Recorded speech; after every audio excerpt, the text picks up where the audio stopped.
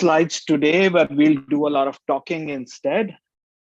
Before we do that, and before we jump right into the webinar and the topic for today, a quick introduction about myself. My name is Avnish Bhatnagar. I've been a software professional for about more than 25 years now. And I've been doing product management for a good 16, 17 years at this time. Apart from that, I work for ServiceNow, which is a software product vendor for large enterprise B2B organizations. I've also a mentor with T-Hub, which is the incubator from in the state of Telangana, supported by the Telangana government. I'm also been involved with the startup ecosystem in and around Hyderabad and beyond as well, and different capacities as a mentor, and love to play an active part in there and invest in startup ecosystem as well. So that's a brief introduction about myself. Just give me a minute. And oh, I see Ramesh here on the panel screen. Ramesh, can you hear me?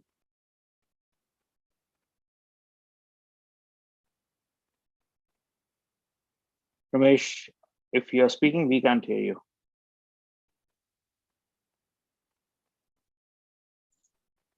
Maybe he has. Can you hear me? Ramesh, is that you? Yes. Yes. Yeah, I'm audible now. Sorry. Yes, now I can. Yes, no worries. Yep. Usha? Yes, sir. Okay. Yes, sir. So, I'm there. we can get started whenever you give the go ahead. Yeah, yes, sir. Just Avnish has introduced himself. So could you Okay. Yeah. Yeah, sorry, I had some tech issues. It was just not signing in. So Avnish, thank you so much for joining us. We're looking at this as a product management series, and jointly with HPL. And so good that you are doing the second talk, given that you're also helping us with the course and with the teaching also. So it's very appropriate, and you're also active in HPL. So thanks, Avnish, for joining us. So the floor is all yours. Thank you. Thank you so much, Ramesh. Yeah, just give me 1 minute. Just a little bit of a confirmation. Can you see my screen okay, everybody? Yes. Okay, perfect.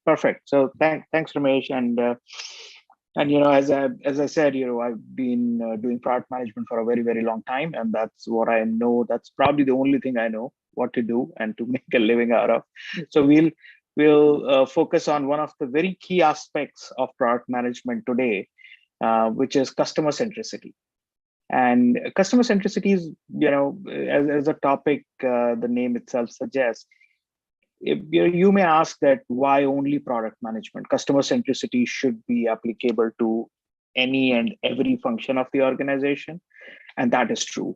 So for all the functions in an organization, be it a tech organization or a manufacturing organization or a services organization, whatever organization, customer centricity should always be at the core of all the functions. It becomes even more important when we talk about product management. And the reason why it becomes so much more important is because product management as a function in itself touches upon all the other key functional areas of the business. And the product, which is the core, which is at the center, is the primary offering from any business from which they intend to make money. And if that product itself is not centered around the customer, then the other functions, however much they try, will not be able to achieve the goals. So that's the topic for today, and we will see that why customer centricity is so key to the product success, or you can even say for the success of the business as well. I have put up one slide as a this is more like a helper slide. So this is what the topics that we are going to touch upon today as part of the discussion. Primarily, the highlights that what we're going to talk about, that why and what of customer centricity, that why do we need customer centricity, and what does it mean? And then we will take a quick look at the customer centric decision making throughout the life cycle of the product, and building successful products with the customers in mind. How do you while you get down to actually building the product, during that process, how do you keep your focus squarely on your customers? Value realization via customers, and then the customer centric go-to-market strategies. So these are broadly the areas which I intend to talk about. At any point of time, if you have questions, please feel free to put them on the chat. We will take them in between, or once I'm done with my monologue. But I really don't want it to be a monologue. So if you do have questions in between, please feel free to ask those questions in the chat. So with that, we start off by looking at why and what of customer centricity. So as I said, what do we mean when we say customer centricity? Customer centricity indicates that you should always have your customer as an epicenter or process. That should be the focal point of all that you are policing around. Why is that important? And you can debate that whether listening too much to the customers is right or wrong. And yes, sometimes we do say that if you listen too much to your customers, you cannot provide them something out of the box, which is true as well, right? But that's a second stage. But the primary table stakes is you need to understand your customers. And why is because that's where your solution is focused. You're trying to solve a problem. If you are a business, if you're an organization that is trying to make money, you're trying to make money by solving a customer problem. You're not trying to, if you start by solving a wrong problem, or if you start by providing a solution for which a problem does not exist, then you might be able to make few sales by using your marketing strategies, your aggressive sales strategies, but in the long run, that is not sustainable. The only successful products are those that address a latent customer need, and which is so innate to the customers, which is so primary for the customers, that they are ready and willing to pay money for that. Those two different aspects, right? They have the capacity to pay, and they have the willingness to pay as well. So when both of these happen, and these happen only when you're providing a solution which fits right to the problem that the customer has, whether they acknowledge that or not, that's a different question, but that problem should exist. Sometimes there are those problems that the customers do have in their day-to-day working, which they themselves are not aware of until and unless somebody comes with a solution. And then they realize, oh my God, this was a problem which was there all along, but I was just working around that problem. And now since there is a solution, it makes it so obvious that yes, there was a problem, right? And problem doesn't necessarily surfaces as something which is causing some harm. Problem can also surface as lack of a tool, lack of an easy way of increasing the productivity. So let's not think about problem always in the negative connotation. The problem can also be a process which takes me 10 hours to complete, while it could be done in 1 hour. And if it can be done in 1 hour, that's the solution for which the customers are ready to pay. So to understand what is hurting customers, what is important to customers, why they need this solution, will they be willing to pay for this solution? To answer all those questions, you need to have the customer centricity. Now, what is the customer centricity? As I said, whenever you're thinking about pricing, product, packaging, positioning, or anything else related to your sales and marketing, if you have your customer as a focal point, that is what is called customer centricity. That you're always thinking about your customers. So let's get on to the next point of discussion, which is customer-centric decision making. As a product manager or as a business owner, you are making, every day you will be making multiple decisions. And the decisions could be very, very tactical. Things like, what do I prioritize first in terms of features in the product? Or decisions could be very strategic. Which market to target, or which particular market segment should I go next? Decisions could be build versus buy. Decisions could be increasing the efficiency or the performance of the product versus keeping the price low. So this could be there could be a whole gamut of decisions which a product manager or a business manager or a business owner needs to make. Now, customer-centric decision making means that while you're taking these decisions, you're not taking these decisions in isolation. You're not taking these decisions based upon your gut feel or your hunch. Yes, those are very important, but you have to at every point of time validate those. And who do you validate with? With your customers, right? So you have to always keep in mind that the decisions that I'm making, even a small decision of, do I move out my release date? And I'm talking about software products here.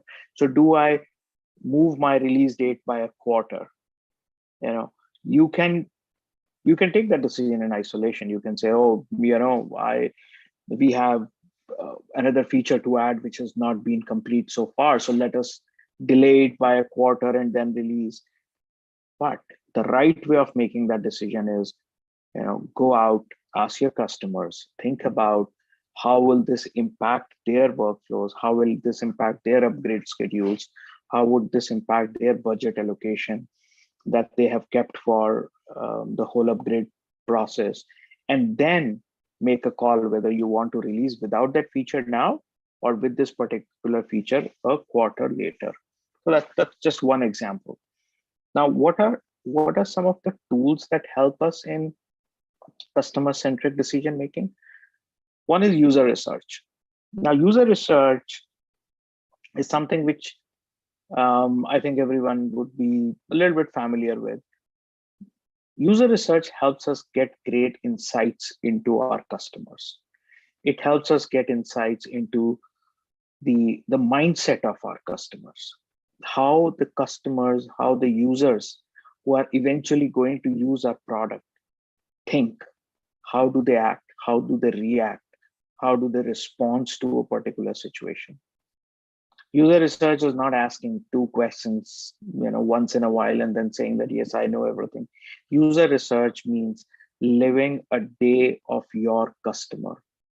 This means that you should have a huge amount of empathy and you should be very, very familiar with all the pain points and all the, what is important to your users, right? Let's take an example. If you let's say you're running you're building a product that helps putting together a content for a website, right? Now, those who are creating the content, their primary and core job is content creation. Their job is not to publish the content or to make sure that it is up there on the website, it's always updated or not. They are the ones who are writing the content. So your tool should make the life of that content writer easy. And unless you learn and know about what are the pain points of your user, you will not be able to take your decisions correctly. You will not be able to prioritize the features correctly. When I say you, I mean you as a product manager. You would not be able to say that, oh, is this feature really important or not? So while you're working with your engineering teams, while you're working with your other stakeholders, and you have to take a decision that a particular feature is taking you X amount of time, whether you really want to do it right now or not, how can you take that call? You can take that call only when you have good data from the user research, which tells you how important that feature is or not for your customers. And again, these are just tools. At the end of the day, you have to use your personal judgment, your personal decision making based upon what you get out of these tools. Customer validation. So while user research happens before you begin your product process, the validation happens throughout your process of developing the product. At every stage, you go back to your customers, show them what you're working on, and ask for their validation. You go back to your customers and say, hey, Mr. Customer, we did this research and this is what we found out. And based upon that, we came up with this solution and this is what we are trying to build. Does that resonate with you? And the customer says, yes, absolutely, this makes total sense. Then you ask a follow-up question. You ask them, okay, so if this is available to you, let's say next quarter, is it something that you're willing to use in your production environment? If the answer is yes, great, you are 60% there.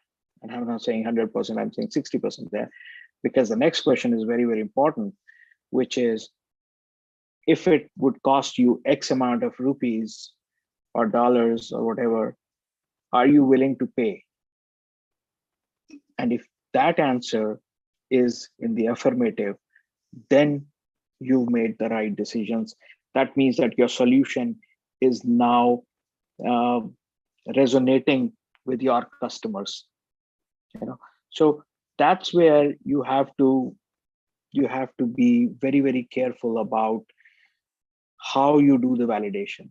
Validation is a very, very important tool for a product manager, and it should be used very carefully, because if done properly, that can give you lots of insights about your customers and how do they perceive your solution and how do they work with your solution. Now, moving on to the next, just a minute. Did something here. Okay. So validation, as I said, is a continuous process. This starts at the conceptual level. This goes on when you built your, the first POC. It goes on when you're in the process of building your MVP. It again goes back.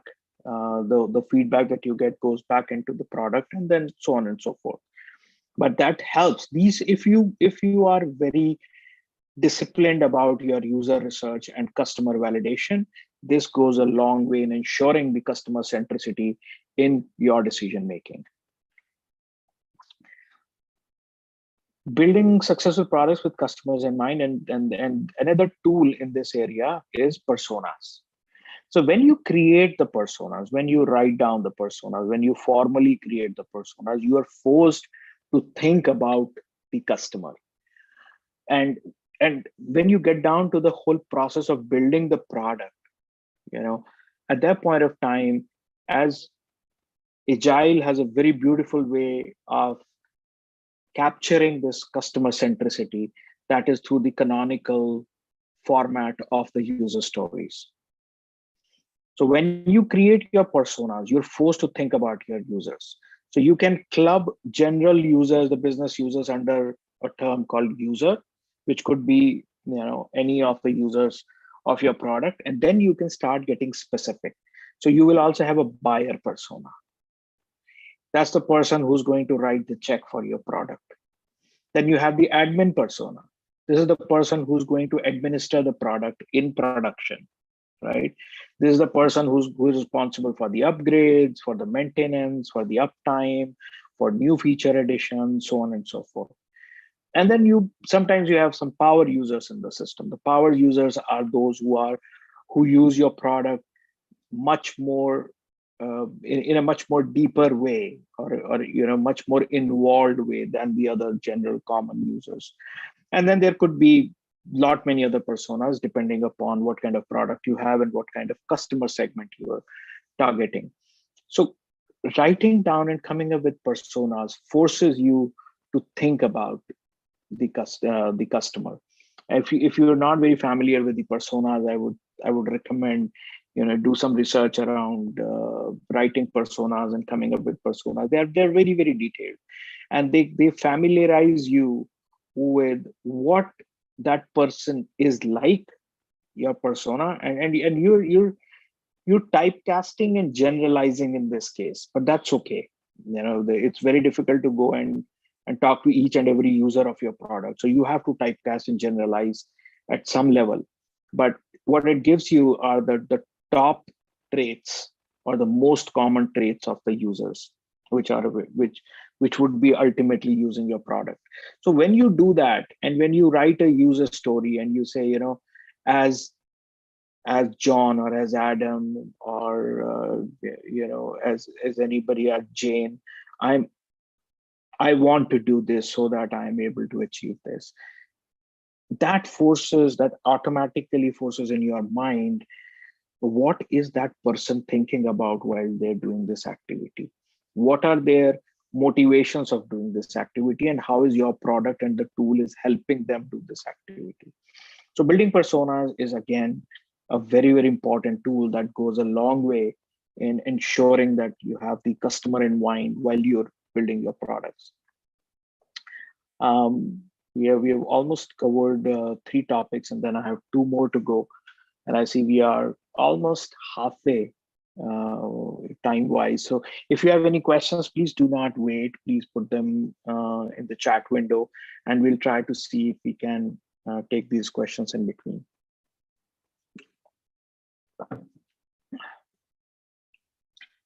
All right. The next is value realization via customer focus.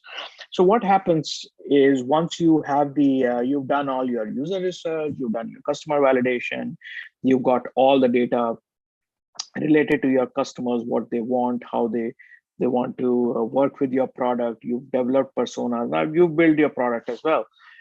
But the real essence is when you will realize the revenues. You will realize the revenue on a recurring basis only when the sale happens, only when the customers buy your product. It will happen only when the customers who bought your product are able to use your product in their environment successfully. So in all these areas, there are different tools which help us do the value realization, and these tools are marketing campaigns, sales engagements, implementation, and the go live. All different teams in large enterprises. These are specialist teams that are engaged for each and every function, and they would be focusing on, like, a product marketing or the corporate marketing teams would be focused on marketing campaigns. Now, the marketing campaigns, again, have to have a laser sharp focus on what type of customers, what customer segment are you trying to target? Is your product built for that particular segment? So you, as a product manager, when you're building your product, you have certain personas, you have certain set of users that you had kept in mind. You had built your product keeping those personas in mind. Now your marketing teams have to work in sync with the product. They cannot go and target a completely different segment. If they are running campaigns, so for example, if you say that my product is targeted towards tech savvy users who are very, very conversant with the technology and who have no issues learning a new tool or a new interface, while your marketing campaign goes and runs a campaign focused towards the business users who do not have that level of tech knowledge, and they're not that tech savvy, then you're not really working in sync, and it would be difficult to put across the message to those users. Or if you are able to put across the message when they look at the product, it would be a shock for them, because this product was never built for that kind of a customer in mind. So your marketing campaigns should again have a similar customer focus, and it should be very much in sync with the product personas. And with that, they should have a clearly identified target customer segment, and which will be the same which you have reached out while you were creating your personas and you were doing your validation with. Then the messaging will be efficient. And then when you keep your customer focus, you will be able to put across your message. You will be able to reach out to your customers, and your messaging will resonate well with your customers. Otherwise, you will keep spending money on advertising campaigns and your marketing campaigns, but it would not cut the ice with your target customers if you've not been diligent enough in the beginning. Sales engagement, again, there are so many different types of sales cycles. Every kind of a product have their own sales cycles. Some are off the shelf products. Some are very low touch sales, digital sales. Some products require a very high touch and very, very involved sales process. So again, it depends what kind of customers you're targeting to define and enable your sales strategy. How do you want your sales engagement to look like? Again, if you are looking at a customer segment which is doesn't really care about what technology you're using or how scalable is probably a wrong example, but what technology and what tools that you're using to build your product, but they are more focused towards the outcome, whether your product is able to achieve their workflows, then low touch and digital sales would probably work well. But if you have certain customer personas who really want to get into the nuts and bolts, who really want to set up a complete workflow before they say that, oh yes, and they're very heavy on customizations. They want to play with your product. They want to extend the capabilities. Then you will have a much more involved sales process. So again, having the customer focus will help you decide your sales strategy, would help you decide where to put the right focus, in what kind of channels you want to put the right focus, whether you want to continue doing your offline sales or you want to move 100% to online, or you have a hybrid model somewhere in between. All of that would depend upon what is your customer expecting from you. Because inside, if you're, for example, if you're trying to sell a lot into the government, then there's a certain amount of expectation from that segment that you will go through their whole process. They are very, very meticulous about their process. You will have to fill in their RFPs, to very detailed RFPs. They would have a tendering process. You will have to go through the tendering process, and generally the paperwork and the process would be more involved and much lengthier. So if that's your set of customers, then you better be ready with that. And you should have that expectation set while talking about your sales engagements, and that's what it's going to take for us to close a deal or to close a sale.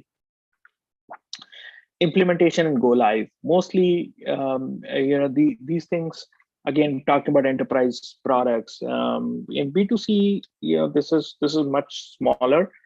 In B2C, it's like, downloading an app on your phone, or installing a software on your PC or your Mac or what have you.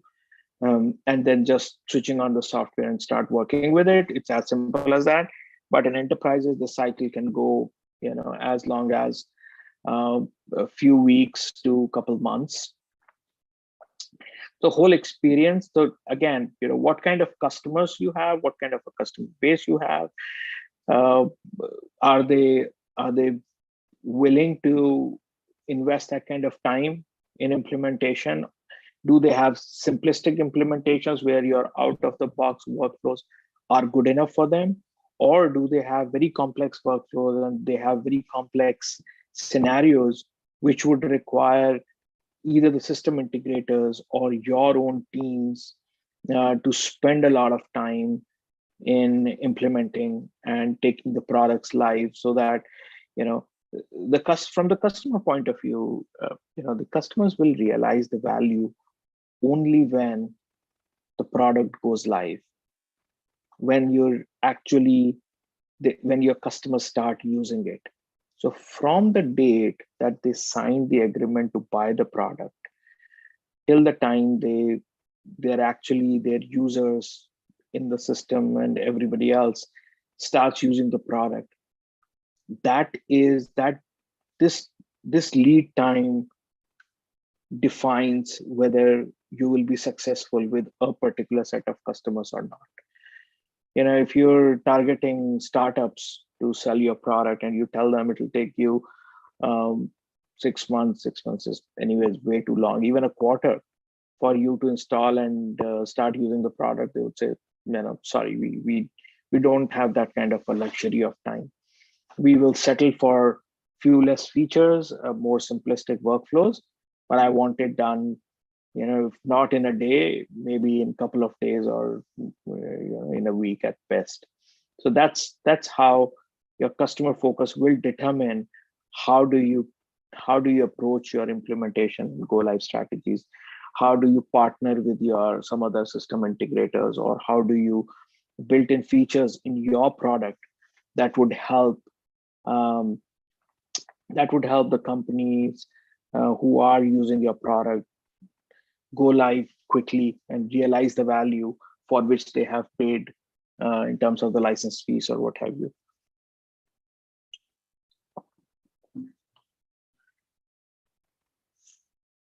Now, the last and the most important topic is the customer-centric go-to-market strategies. I hope everybody understands what go-to-market strategies are. Basically, a go-to-market strategy brings together everything that you've been doing with your product. Starting with your market research to your target market segment, to your customer research, your user research, validation, and everything. So now you have a perfect product which suits everything ready. Now you have to take this to the market, and this is the catchword here.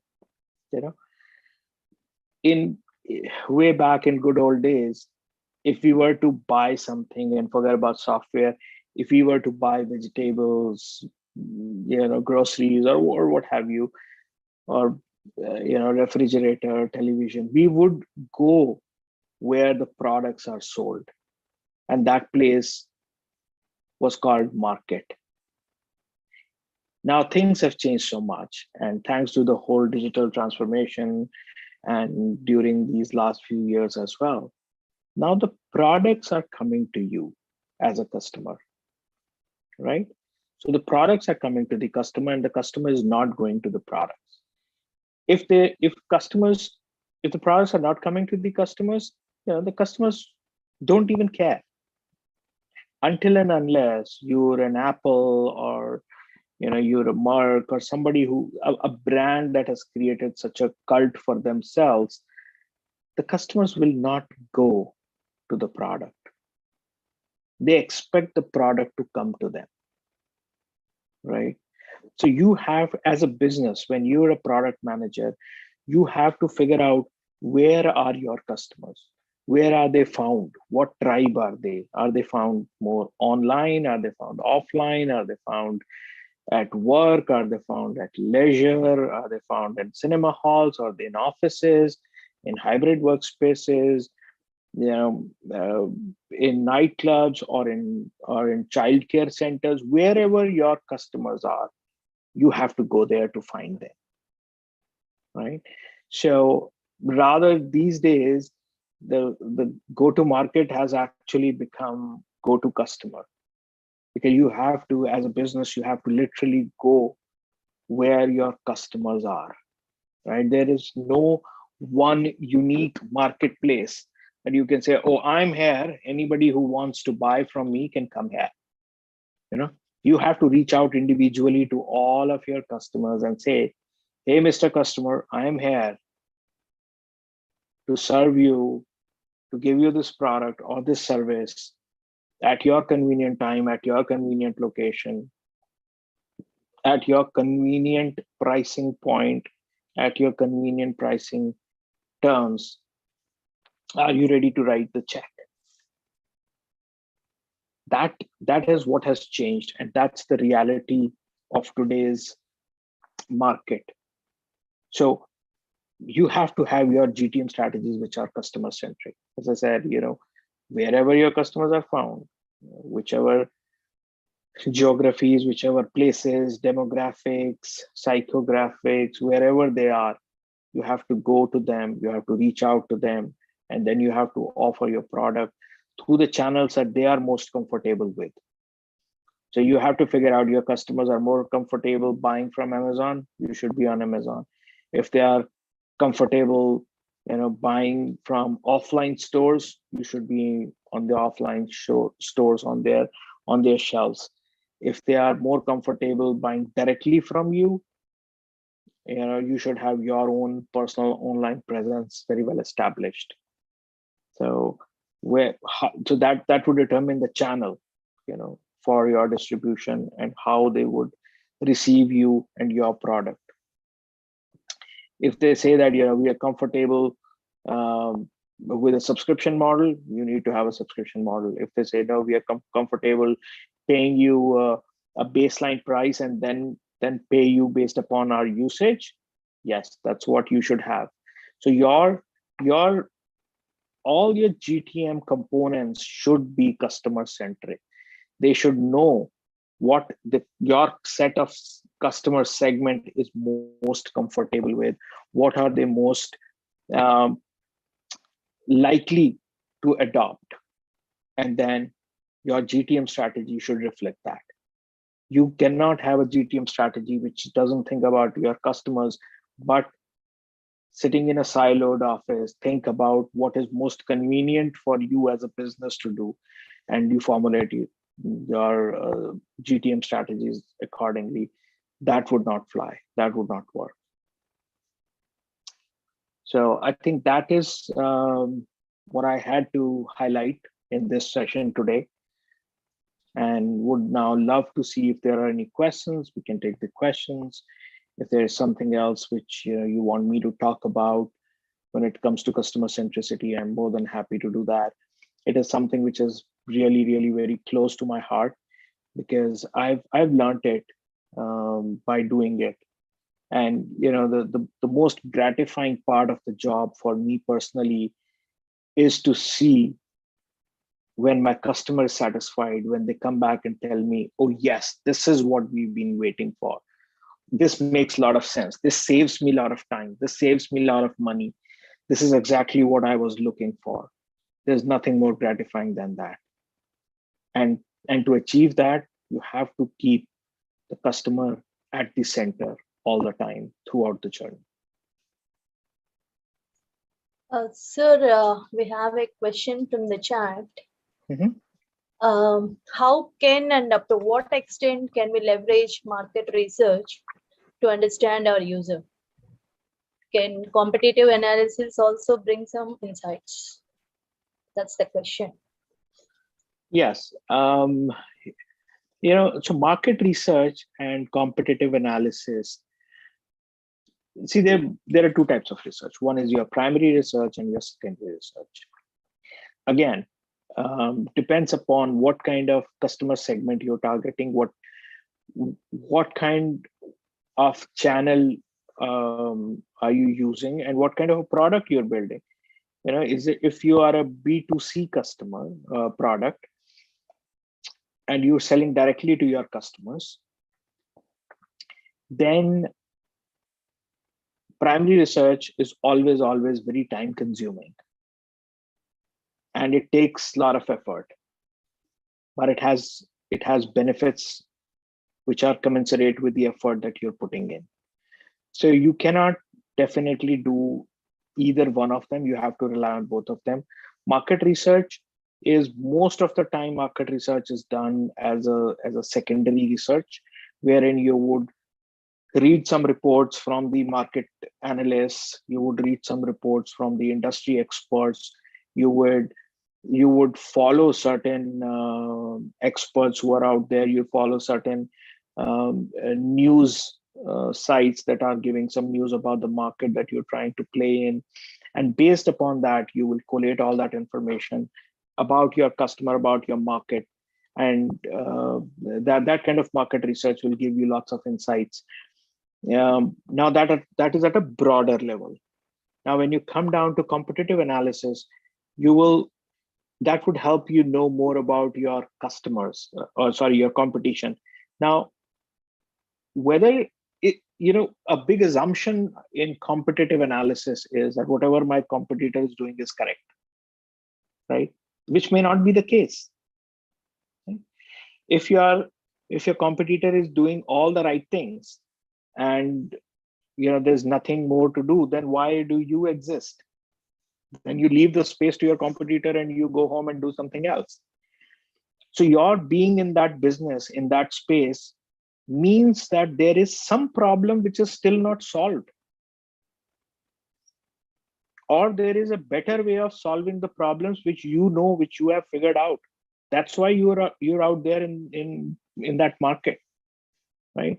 So competitive analysis, and I'm not saying competitive analysis is something which is not good or should not be done. It's a great tool.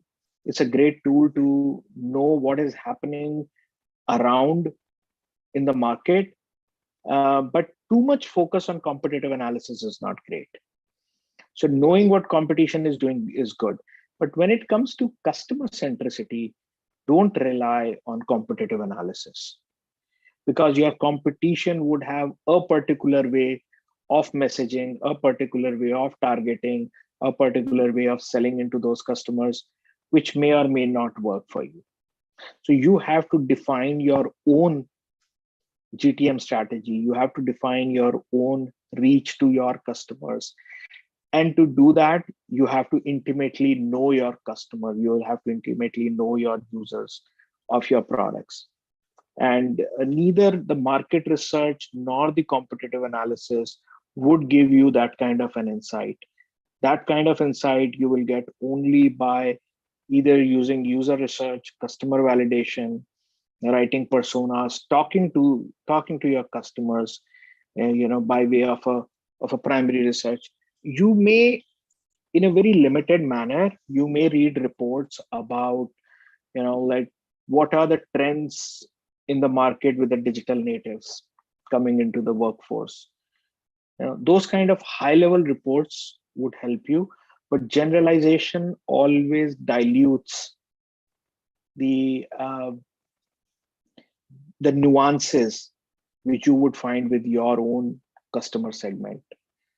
So I would say that a very high reliance on market research and competitive analysis is not good when it comes to knowing your customers intimately.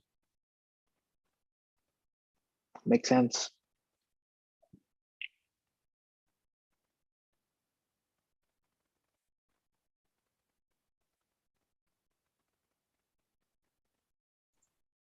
So another question, do customer centricity replace brand strategy towards profit potential of the product? Guys, if you want me allow you to talk, I can also do that. If you want to talk, just let me know who wants to talk to the speaker. So Avnish, I'll allow you to talk.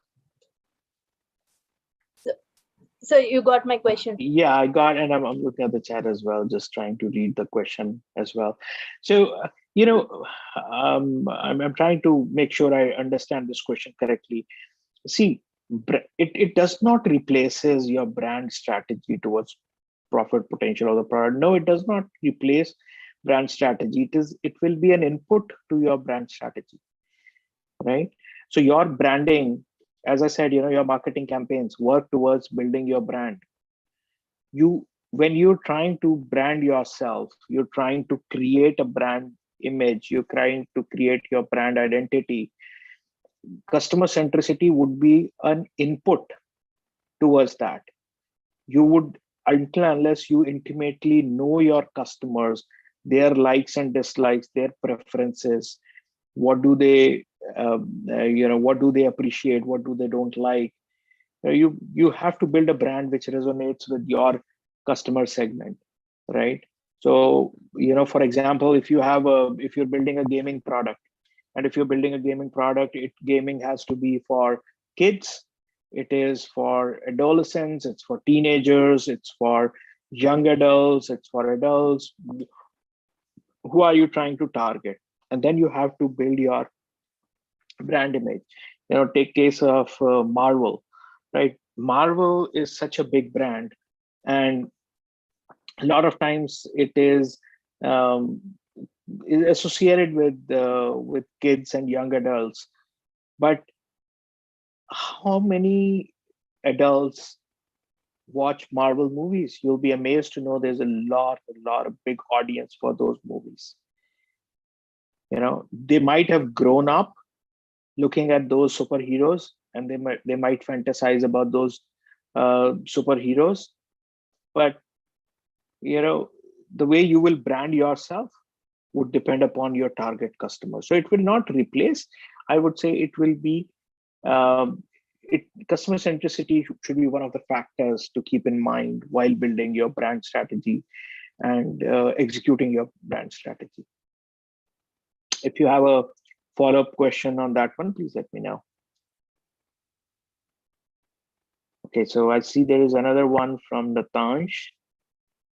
Can you shed some light on the impact of business models on customer centricity? Some illustrations would help. So business models, they do not impact your customer centricity, right?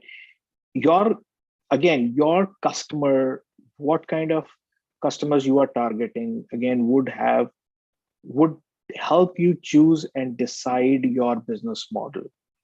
And so what kind of a business model you want to follow? You want to reach to your customers directly, you want to do a reseller agreement with, you want to be an OEM, you want to have some channel partners who would reach out to your customers. So it would all depend upon, what do your customers want? So as I was talking about earlier in the session, once you know your customers intimately, you know what do they prefer, right? I take an example from the travel industry, from the airline industry. There are so many travel agents. There are so many sites online today that sells you airline tickets and hotels and everything. And then you have TripAdvisors of the world. And then you have the airline's own websites.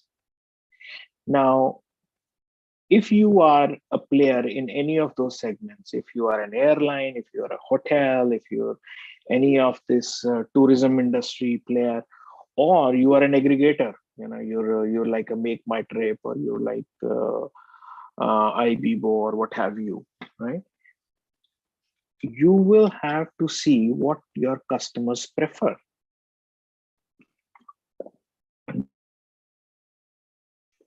Be an intermediary, or they feel more comfortable booking online directly with the airlines. So we have seen in the days of pandemic, the number of bookings which happened directly with the airlines went up, because customers wanted to make sure they understand all the rules and regulations that the airlines are imposing on the travel.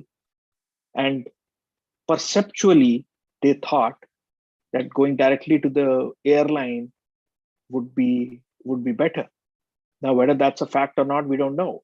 Maybe travel agents would also have the similar information. In fact, this information is again relayed to them by the airline itself. But perceptually, that's what the customers wanted. So if you are any of those businesses, you would need to understand, right? What do your customers want? And then adopt a business model accordingly. Then you decide that, I want to I just want to sell in bulk to these distributors and let them take care of it. I just want to OEM my product. I don't want to take care of the endpoint sale to the customers, and I'm happy we are making a little lesser money on the final sale, but that helps me reduce a lot of costs there. So all those elements will depend upon what your customers are more comfortable with.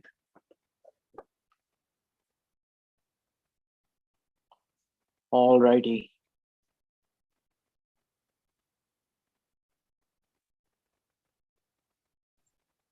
Yeah, any other questions? We are just about to close the webinar. So please post if you have any questions. If you have any questions, then please do let me know. Otherwise, from my side, one last thought, and where I want to leave you with this takeaway is, we should not look at customer centricity as a checklist item. We should not look at customer centricity as, if I'm doing whatever I've listed here is a very, very small subset of all that you can do. That if I'm doing user research, I'm doing customer validation, I'm customer centric. No, customer centricity is an attitude which you need to bake in, which you need to build in all your processes and in anything and everything that you do. Organizations have gone to the level that in their offline physical meetings, when we used to have those in the good old days, they would keep one empty chair in that meeting. And that empty chair would represent the customer. And I've seen that happen myself. And I say, okay, this chair represents the voice of the customer. So if you are having an internal meeting, think about it. If any of your representative customer would be present in that meeting, what would they say? What would be their opinion? What would they be asking you? So whenever you're trying to decide something, whenever you're trying to build a consensus, whenever you're trying to, build your backlog, prioritize your backlog, you're trying to build your, marketing strategy or a sales campaign, always think about what would your customers say? What would they ask for? And bake that into anything and everything that you do. That is the essence of customer centricity.